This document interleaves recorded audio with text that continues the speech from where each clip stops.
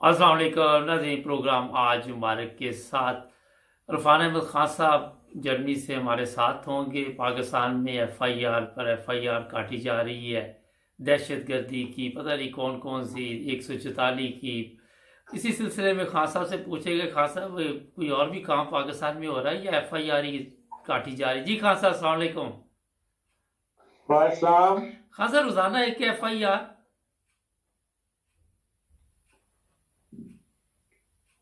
Hello. मैंने कहा रोजाना एक एफआईआर काटी जाती है इमरान खान के खिलाफ। और भी कोई काम हो रहा है? गवर्नमेंट और भी कोई काम कर रही पाकिस्तान में? मुबारक साहब, मुल्क डूब रहा है। पूरे मुल्क में सैलाब आया हुआ है। पूरी दुनिया के टेलीविजन जो है इस वक्त पाकिस्तान की सैलाब की सूरत हाल पर फिल्में दिखा रहे हैं। सूरत हाल दिखा रहे हैं कि वहां के आवाम को किन किस्म के मसाइल का सामना है। और हमारे इस्लामाबाद में बैठी जो हमारी सियासी जमातें हैं उनकी आपस की लड़ाई जो है वो खत्म नहीं हो रही। ये बड़ा ही बायस शर्म मुकाम है पाकिस्तानियों के लिए, उन हुकूमतों के लिए, उन सियासी पार्टियों के लिए जो ये हरकतें कर रहे हैं। आपने पता नहीं वो देखी कि नहीं देखी, जो किला अब्दुल्ला के अंदर जिसका ट्रैक्टर ट्रॉली के अंदर जो पूरी पूरी ट्रॉली उल्टी है और जिस तरह लोग वहां बहते हुए दिखाए गए हैं, ये इंतहाई दर्दनाक फिल्म है जो दिखाई। इसके अलावा पूरे बलोचिस्तान के अंदर जो है सूरत हाल इंतहाई खतरनाक जिसे कहना चाहिए सैलाब की। फिर सिंध के अंदर, सिंध का वज़ीर-ए-आला कह रहा है 15 लाख मकान गिर गए हैं, 1 करोड़ लोग अपने घरों से बाहर हैं, 95% फसलें जो है तबाह हो चुकी हैं। लेकिन वहां इस्लामाबाद के अंदर अभी तक बजाय इसके कि पूरी कौम को इकट्ठा करते इस कुदरती आफत का मुकाबला करने के लिए, वो उसी एक दूसरे के खिलाफ ना इमरान खान साहब की जबान बंद हो रही है, वो हर उल्टी सीधी बात जो है वो करते चले जा रहे हैं, जिससे दुनिया के अंदर पाकिस्तान का म्यार जो है वो गिरेगा। ये ऐसा लगता है जैसे मुल्क दुश्मनी पर उतरे हुए हैं। एक ऐसा मुल्क कतर जिसके साथ 3 अरब का मुआहदा हो रहा था, इन्वेस्टमेंट हो रही है पाकिस्तान के अंदर, उसके बारे में ये कह देना कि जी आप भीख मांगने के लिए वहां गए हुए हैं। ये इस किस्म की बातें इंटरनेशनल लेवल के ऊपर नोट की जाती हैं और पाकिस्तान का जो है वो गिरता है म्यार जो है। अब यही हाल इनका है कि ये एफआईआर पे एफआईआर दर्ज कर रहे हैं, 4 महीने बाद एफआईआर दर्ज कर लें। जो कुदरती आफत आई हुई है उसके ऊपर दुनिया को दिखाएं कि हाँ हम इकट्ठे हैं और मिलकर इस कुदरती आफत का मुकाबला कर रहे हैं, ताकि आवाम को रिलीफ मिले। दुनिया तो हमारा मजाक उड़ा रही है, जो फिल्म दिखाई जा रही है उसके आखिर के 4 फिक्रे यही होते हैं कि ये वो आवाम है जो इन सियासतदानों को वोट देते हैं जिनको इनकी कोई फिक्र नहीं। इसलिए अगर एफआईआर दर्ज हो रही है तो गलत हो रही है, और जो कुछ इमरान खान साहब इस वक्त बयान कर रहे हैं वो भी गलत कर रहे हैं। उनको भी इस पर सब्र का मामला। वो सियासतदान है तो सियासतदान तो हर एक से हाथ मिलाता है और हर ना पॉसिबल चीज को जो है पॉसिबल करके दिखाता है। इस वक्त दुश्मनी को छोड़ के मुल्क की और अवाम की फिक्र करनी चाहिए इमरान खान साहब को। खान साहब ये बताइए कि जिस तरह आपने अभी फरमाया कि कौम मुसीबत में है और इनको कोई फिक्र नहीं, आप समझते हैं कि ये कौम की खिदमत के लिए आए हुए हैं? कौम की खिदमत का नाम तो लेते हैं ना। नहीं, नाम लेने से खिदमत तो नहीं हो जाती ना। अपने खजाने भरने के लिए, खजाने भरने के लिए इक़्तिदार चाहिए होता है और इक़्तिदार आवाम के थ्रू ही लिया जाता है। तो कुछ तो आवाम का भी ख्याल करें इस मुसीबत के अंदर। एक वो जरदारी कह तो रहा कि मैं निकल रहा हूँ अपने बहन भाइयों की खिदमत करने के लिए, वो बैठा वहां पे बिलावल हाउस में, बता तो रहा। मुबारक साहब, ये फिजाई राब्ते करने, फिजाई चक्कर लगा लेने, ये कोई मदद नहीं होती। आप लोगों का हाल देखें जिस तरह दुनिया आई हुई है। एक 75 साल का बुढ़ा बेटे की, बहू की, 3 पोते पोतियों की लाशें निकाली हैं उसने, और जिस तरीक से निकाली है बेचारे ने, 3 दिन के बाद पानी उतरा है तो उसमें से कीचड़ में से उसकी फिल्म देखें बीबीसी के ऊपर। अच्छा, बीबी एक बंदा बीबीसी एक बीवी और बच्चे को पहाड़ पे छोड़ के आया कि ऊंची जगह है, और वापस आया सामान लेने के लिए, चलो 3 दिन जब तक पानी नहीं उतरेगा वक्त गुजारना है। तो मैं कुछ खाने पीने का सामान ले लूं, और सैलाब में फंस गया। 3 दिन वो उस पे दरख्त पे टंगा रहा है। 3 दिन के बाद पानी उतरा तो दरख्त के बेया, तो अपने बच्चे ढूंढता रहा। 2 दिन उसको बच्चे भी, बीवी और बच्चा ढूंढने में लग गए। और जो उनकी हालत हुई, जिस तरह दुनिया जिंदगी गुजार रही है, इसमें जमीन पर फील्ड में काम करने की जरूरत है। जो वेलफेयर सोसाइटियां फील्ड में काम करना चाहती हैं, उनके ऊपर भी पाबंदियां उस मुल्क में लग जाती हैं। वहां भी वो कहते हैं ये काम करेगा, ये काम नहीं करेगा। मिसालें मौजूद है पंजाब में कि इन्होंने वेलफेयर के वो जो स्टैंड लगाए हुए थे या जो कैंप कायम किए थे, वो उखाड़ के फेंक दिए। हाँ सर, ये आप मुझे इमरान खान को, चाहे शहबाज शरीफ हो, चाहे जरदारी हो, सबको एक ही ऐलान करना चाहिए कि कौम एक हाथ पर इकट्ठी हो जाए और इस वक्त मुसीबत ज़दा लोगों की मदद हम सब करें मिलके। और जो मदद करना चाहता है उसको वेलकम करें। बीबीसी ने फिल्म दिखाई है नौशकी की, वहां की बलूचिस्तान की। महेंद्र कुमार उस हिंदू का नाम है, और जिसने हरिश्ना वेलफेयर सोसाइटी छोटी सी बनाई हुई है, और जिस तरह उसने दिन रात काम किया है नौशी के लोगों की मदद करने के लिए। उसका इंटरव्यू भी दिखाया, उसने कहा ये कोई ऐसा वो नहीं है कि इस वक्त मेरा मदद क्या है, तुम्हारा मदद क्या है।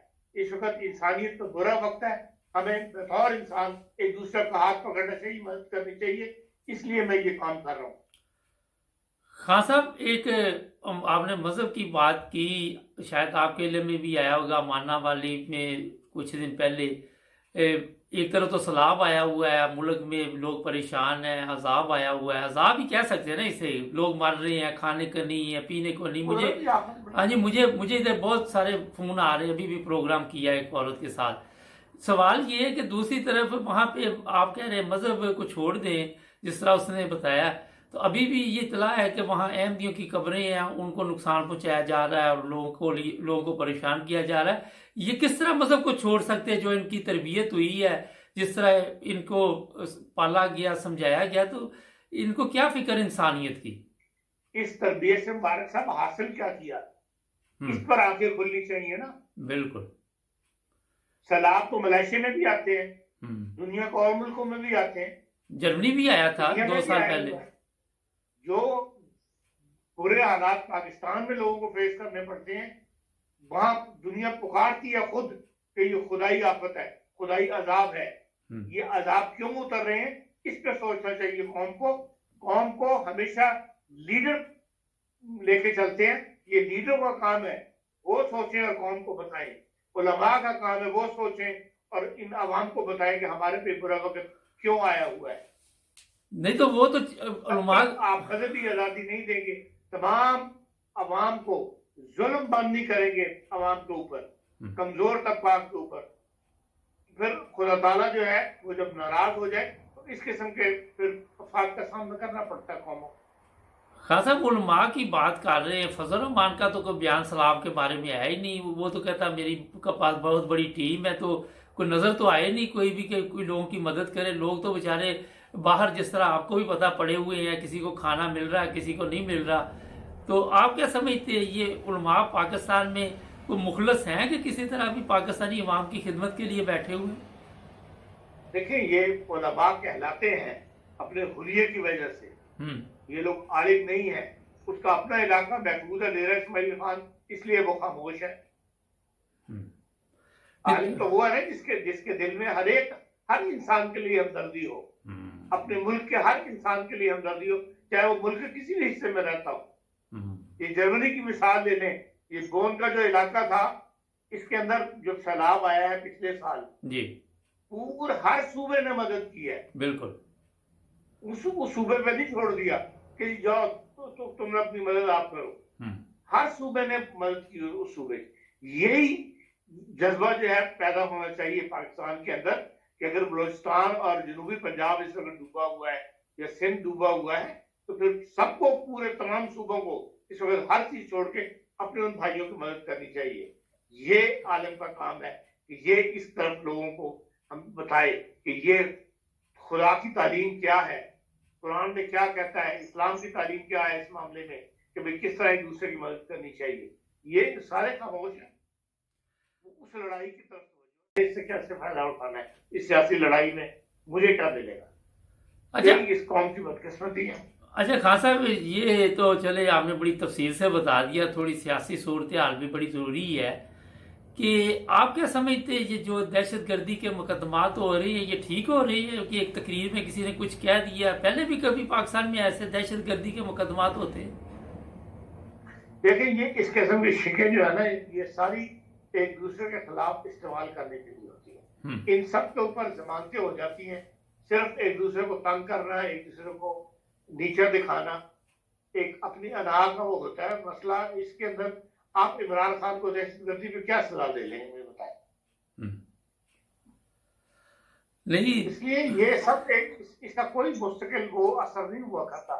ना आवाम इसका असर कबूल करते हैं, ना सियासी पार्टियों में इनका कोई असर पड़ता है कि मुखालिफ को आप समझते हैं कि मैं दहशतगर्दी का मुकदमा बना के तो उससे मतलब सबक नहीं सीखते कि यही हरकतें शेख मुजीबुर रहमान के साथ की थी, तो फिर क्या हशर हुआ, उसका अंजाम क्या निकला, इस तरफ तवज्जो नहीं जाती।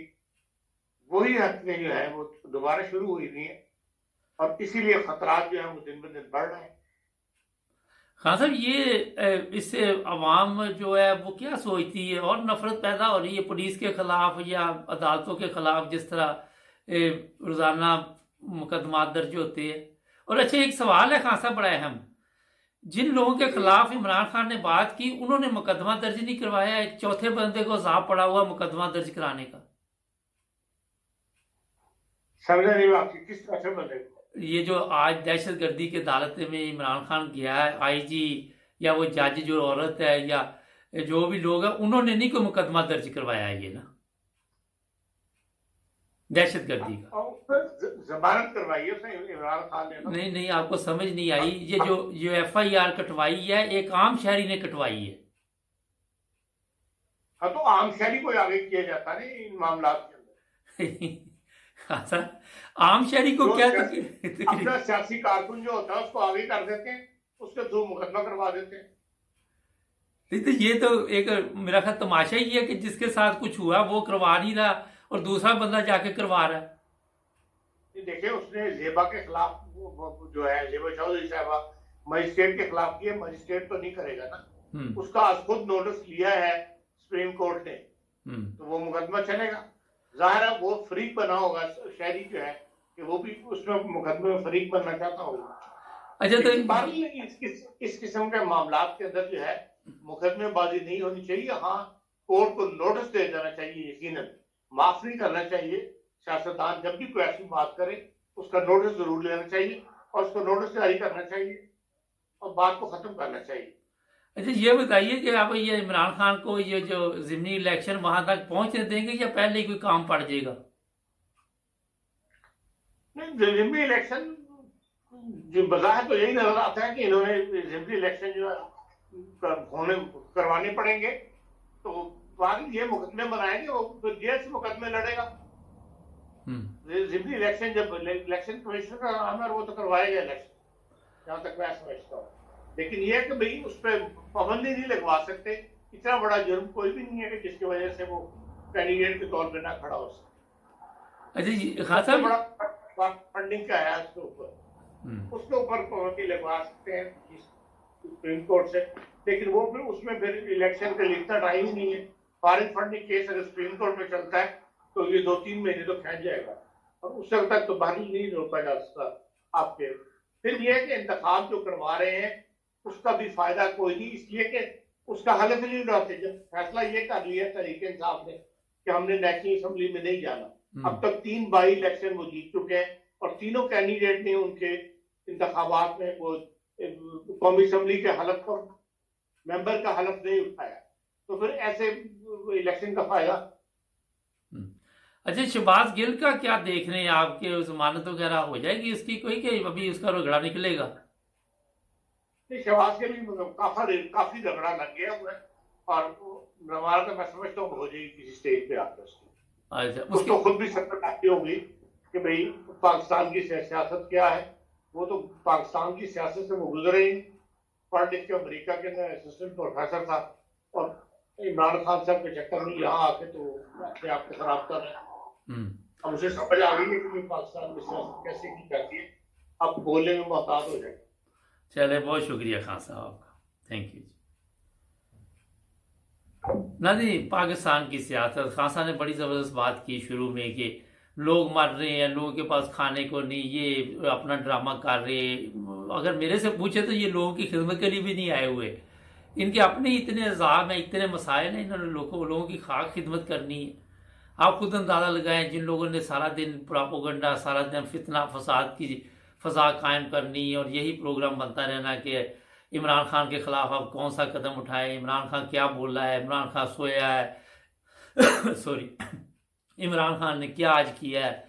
और इस पर नज़र हो पूरे मुल्क के वो लोग जिन्होंने हलफ लिया था कि गुर्बत ख़त्म करेंगे, यहाँ खुशहाली लाएंगे, ऊपर से सैलाब आ गया, ऊपर से अजाब आ गया। तो मेरा ख्याल है कि इसमें खान साहब की एक और बड़ी अहम बात थी कि जब आप मजहबी आज़ादी नहीं देंगे, आप लोगों की कब्रों को जा जा के उखेड़ेंगे, ये देखेंगे ये अहमदी है, ये फ़लाँ है, ये फ़लाँ है, ना तो आप अपने मज़हब के मुताबिक ज़िंदगी गुजार रहे, ना किसी दूसरे के मज़हब का एहतराम कर रहे। जुड़े रहे हमारे साथ, मिलेंगे नए प्रोग्राम में, अपना ख्याल रखें।